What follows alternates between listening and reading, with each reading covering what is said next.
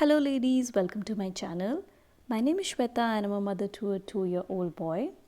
This video contains a few exercises which will help you heal your diastasis recti. Diastasis recti is separation of your abdominal muscles, leaving a gap.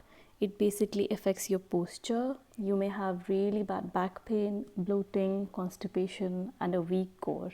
The degree of your diastasis recti might vary, but surprisingly, almost 67% of the women have diastasis recti after pregnancy.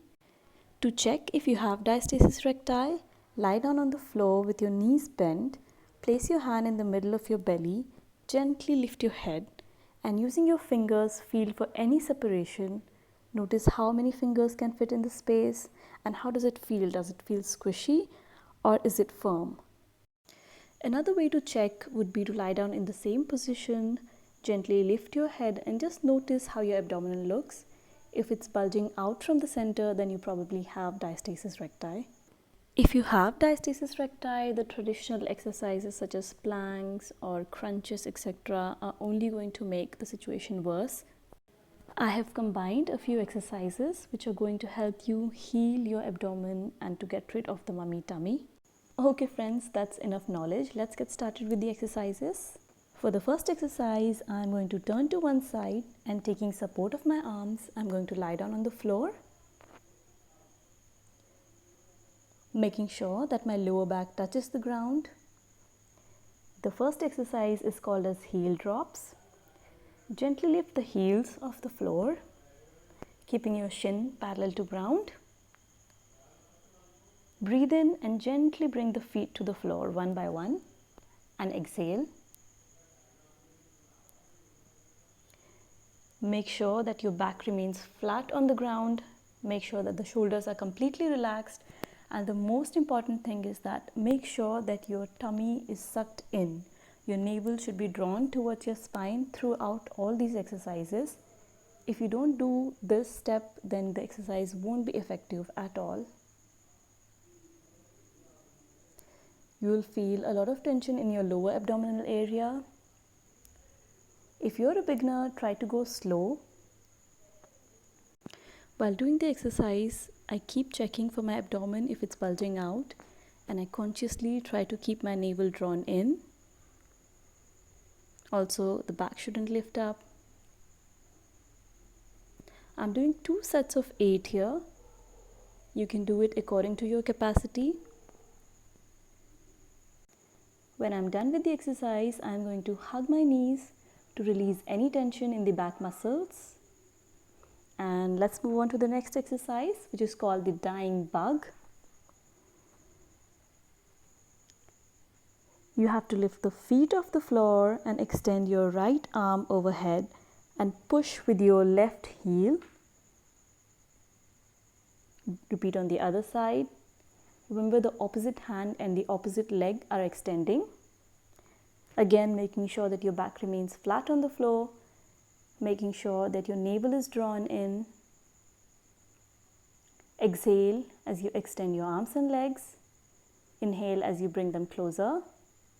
Keep breathing. You can really feel this one in your abdominal muscles.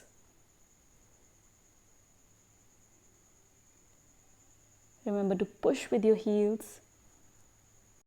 If you are a beginner, feel free to do this at a very slow pace.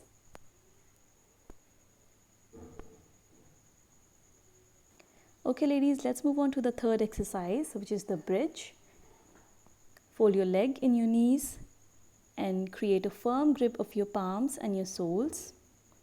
And gently start lifting your buttocks, followed by your lower back, the middle part of the back and the upper back. As you can see, I'm holding the posture for a little while. Remember to breathe as you hold the posture and gently come out of this posture in the exact reverse order.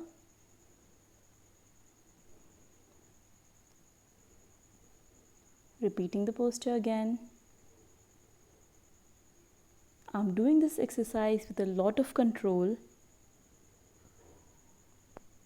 It's going to really activate your abdominal muscles and your glutes.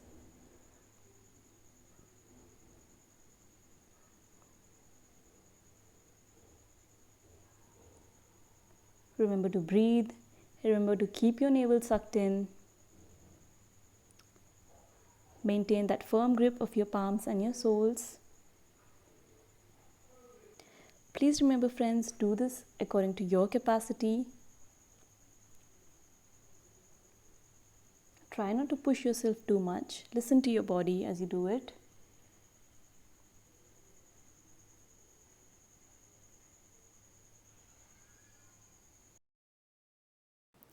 I'm just going to relax a little bit before moving on to the next exercise. The next exercise is called knee opens. For that, you have to lie down on your back and fold your legs in your knees. Keep your back firmly placed on the ground and slowly start dropping your knee one by one. As you can notice, I'm doing this with a lot of control. Make sure that you don't slam your knees open. Do it gently with a lot of consciousness. Make sure that your body is not twisting and the other knee remains stable. Make sure that your buttocks are not lifting up. Remember to breathe.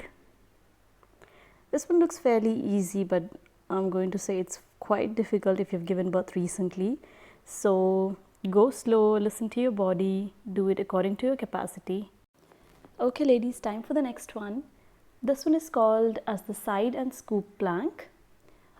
For this exercise, you can use a towel underneath your elbow or just double the mat over like me to give some cushioning under your arm.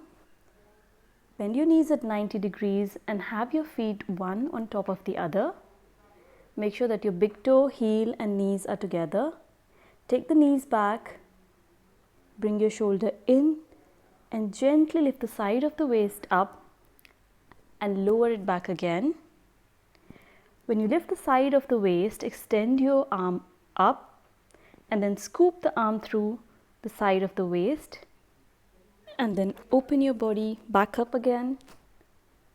Remember to keep your belly button in. Your navel should be sucked in throughout this exercise. Breathe out as you lift the body, breathing during the pause in between, and then breathe out again as you scoop your arm through. As I mentioned earlier, this is an intermediate level exercise. So even for me at 2 years postpartum, this feels difficult. As you can see, I'm slightly struggling with this one.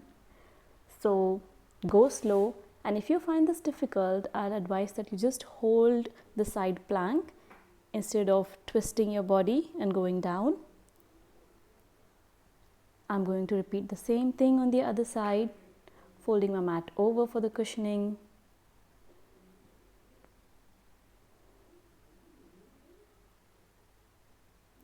Remember to bring your elbow in so that you don't place pressure on your shoulder. Keeping my big toe, heel and knee together. Extending the arm up, bringing the waist slightly up and bringing the waist down and scooping my arm through. Remember to breathe. Remember to bring your navel towards your spine. I'm doing 3 sets of 8 here. Again, you can do this according to your capacity. Listen to your body and go slow. This exercise targets your obliques and the sides of your waist. You can really feel it in the side of your waist. One lift and then one rotation, scooping your arm through the space between the mat and the side of your waist. Make sure when you lower your body down, you do it with a lot of control.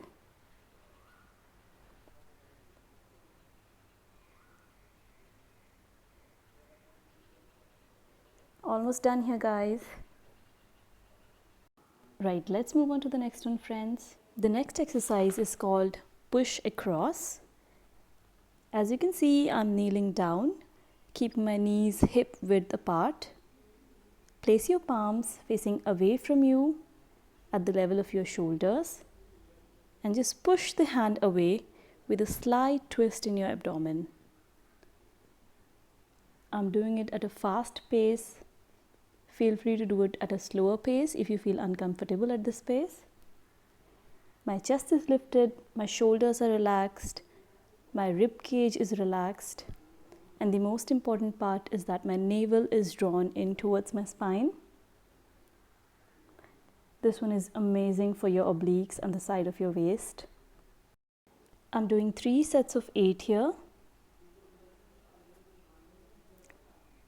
You can listen to your body and do it according to your capacity. Right, let's move on to the next one, friends. This is called a reverse sit-up or crunch. For this one, you can either kneel down or you can stand up. I'm kneeling down here and then tightening up my glutes and stomach muscles. And gently, with lot of control, you have to go back and come forward. Now, try not to fall on your back. You have to be extremely careful with this one, as you might get back pain if you overdo this. So I would suggest that you can do 20 reps and maybe take a 30-second break in between and then repeat again. This one works wonders on your lower belly fat and on the loose skin as well. Remember to breathe in as you bend forward and breathe out as you go back, making sure that your belly button is drawn in. Keeping your glutes and your thigh muscles tight. Traditional sit-ups do not work on your belly fat as much, but trust me, this one works wonders. You're going to get amazing results with this one.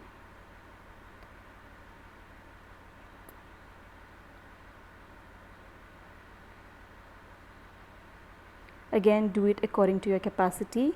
If you get any back pain, stop, and you can gradually increase your reps as you gain strength in your back and your abdominal muscles.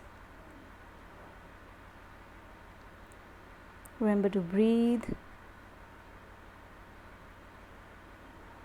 keeping that belly button drawn in. Great. Let's move on to the next one, guys. So the next one is the cat-cow pose, also known as Marjari Asana. For this one, you have to come down on all fours and make sure that your wrists are under your shoulder and your knees are aligned underneath your hips. As you can see, my feet are relaxed and my knees are hip width apart. So first, you need to push the belly down towards the floor. Make sure that your shoulders are rolled back and look towards the ceiling. You have to give a C shape to your back.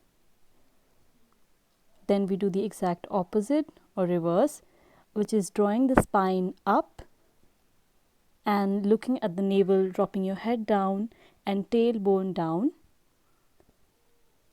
Make sure that your body weight is equally distributed on your palms and your knees. As you can notice, I'm holding the end position a little bit rather than doing it vigorously. I feel that way it's more effective.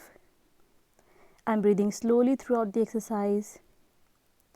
Again, if you feel any pain or any cramping in your abdominal area, stop doing this immediately.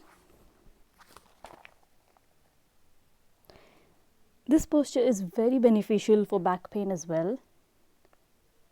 Just make sure that you go slow, do it with a lot of control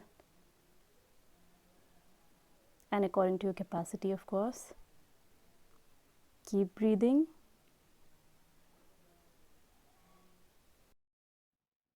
The last one is a yogic kriya, which is called as Kapalbhati kriya. You can sit in any yogic posture. I'm sitting in Ardha Padmasana here, placing my palms on my knees and gently cupping them. I've closed my eyes and just taking a few deep breaths before beginning the kriya.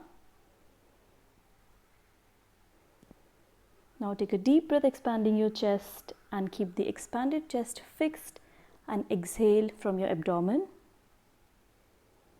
A few breaths from your abdomen. When you're ready, you have to exhale quickly and consciously with your nose. Make sure that your mouth is closed. Make sure that your chin is parallel to ground and your back remains straight. Your body should be firm at one place. It shouldn't move back and fro.